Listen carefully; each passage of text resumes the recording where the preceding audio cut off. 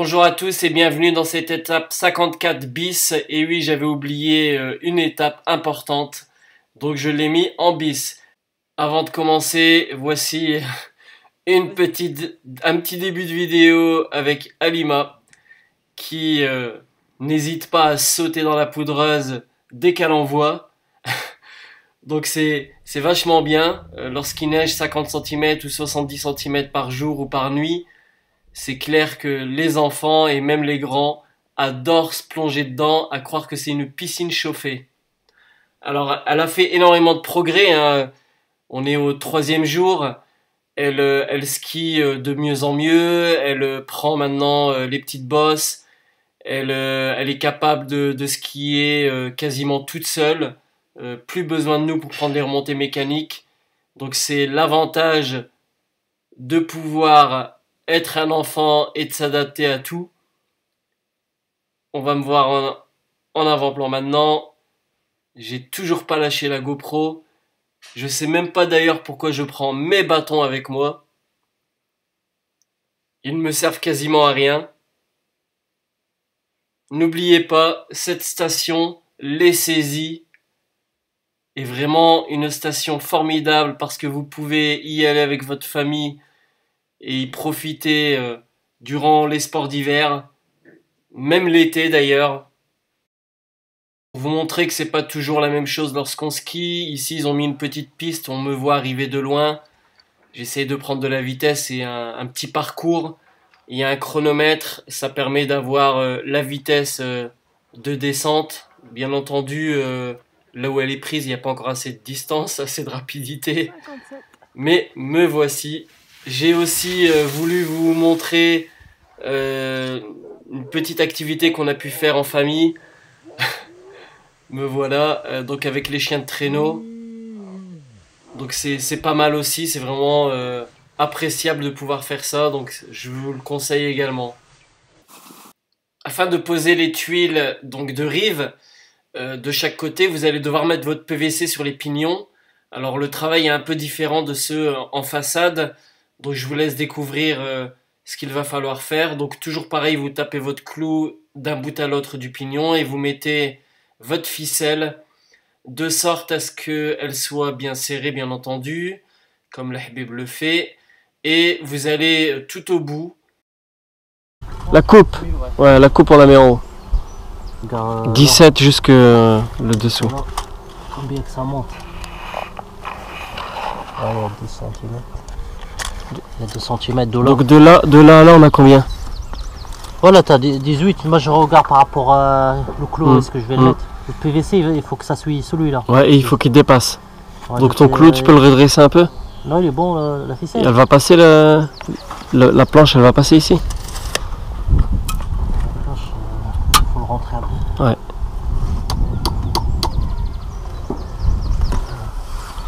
Même si le PVC lui est là, c'est rien, il y a le couvert. Hein. Bah, de toute façon, nous on va le faire dépasser pour après le couper. Dépasser, ouais. Donc la ficelle doit être tendue à son maximum afin qu'elle soit le plus raide possible. Comme vous l'avez compris dans l'explication de l'Habib, le PVC va être aligné avec celui, bien entendu, du bas. Donc là on commence par placer le PVC, qui est d'ailleurs très beau, qui a été livré, je le rappelle, avec la charpente dans un pack. Donc le prix que je vous avais donné, c'était le prix complet. Et donc là, on va regarder en fait là où on va étirer le fameux PVC pour pouvoir ensuite faire la petite coupe. Là, je vous montre la finition d'angle. Vous devrez donc parfaire votre PVC et faire votre découpe proprement, plus ou moins, parce que de toute manière, ça sera caché à l'aide de cette fameuse finition d'angle. Vous verrez tout à l'heure le détail exact. Pour la fixation, bien entendu, utilisez toujours les clous en aluminium et à tête plastique noire, de la même couleur que votre PVC. S'il était blanc, bien entendu, vous en prendriez des blancs. Alors, assurez-vous que ça ne touche quasiment pas la ficelle, que ça sue vraiment correctement. Lorsque vous tapez au marteau, évitez de trop taper au marteau parce que vous risquez de déformer votre PVC. C'est assez fragile.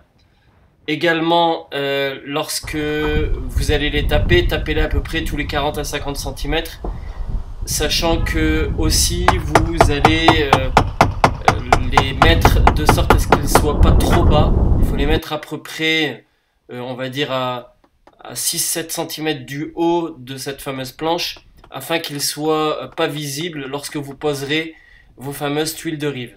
Donc c'est vraiment important, prenez bien conscience de cela, parce que sinon après c'est trop tard et c'est des matériaux qui coûtent assez cher, et d'autant plus que pour la livraison par exemple, ou aller les chercher, c'est toujours assez compliqué. Pour la poser, être à deux c'est un plus, pas nécessairement. Là je me mets en fait sur le côté afin de pouvoir assurer qu'elle ne penche pas et que la fixation puisse bien se faire.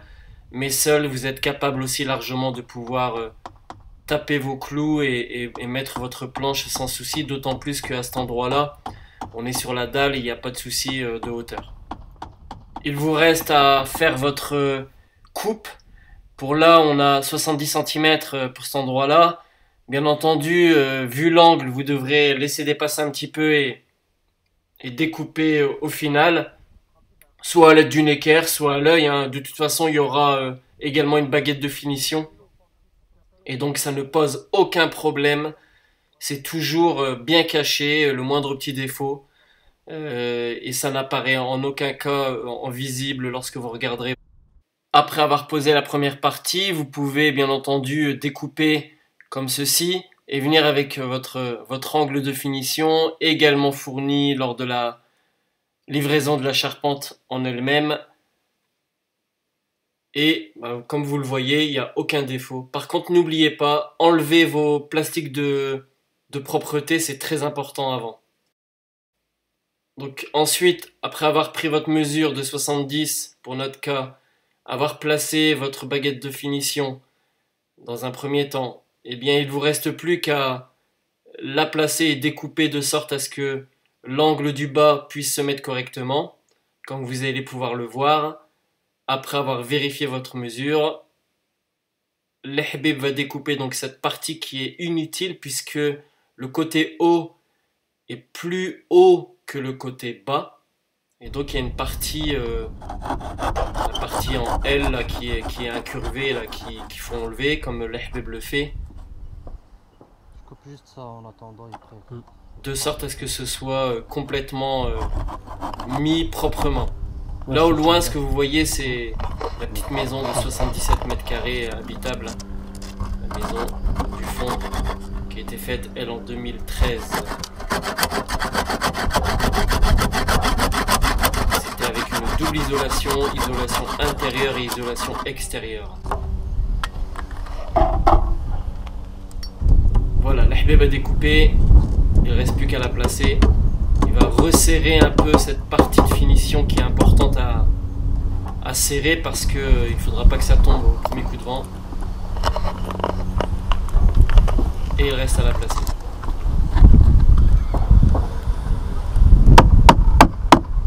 Un peu plus le bas, le haut, milieu et le haut. Le haut. Si je le lève, Vas-y, vas-y, vas-y. il faut que ça soit. Drop encore un peu. Encore un peu. Ouais, c'est quasiment bon. Quasiment bon.